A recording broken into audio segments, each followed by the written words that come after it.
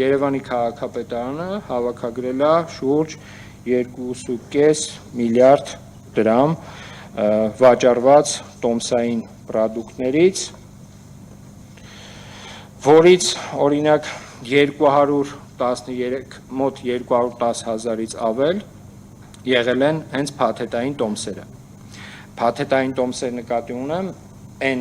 բոլոր պրոդուկտները, որը առաջարկել էր Երևան քաղաքի ավականին։ Իսկ այդ 210 հազար վաճառված փաթեթներից դրանք 71%-ը հիմնական փաթեթներն են, իսկ 29%-ը արդեն արտոնություններն են։ Այսինքն 200 հազարից ավել փաթեթ ձեռք բերած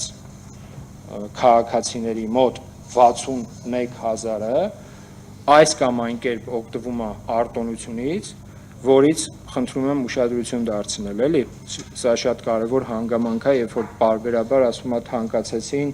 մարդիկ ոնց պիտի անեն, ինչ պիտի անեն եւ այլն։ Խնդրում եմ ուշադիր ֆիքսել, որ իմ կողմից նշված 29% այս կամ այն կերպ արտոնությունից օգտվող քաղաքացիների 22%-ը դրանք անվճար երթևեկող քաղաքացիներն են, այսինքն այն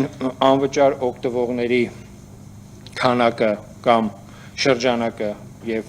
որ մենք ավականու 1 կամ 2 նիստի ընթացքում ավելի ընդլայնեցին, հիմա դրանք արդեն ունեն ավելի խոսուն թվեր, խոսքը վերաբերվում է այս պայդրությամբ մինչև մարտի 10-ը ժամանակահատվածում այս կամ այն փաթեթից գնաց եւ անվճար պրոդուկտներից օգտված մեր քաղաքացիների մասին։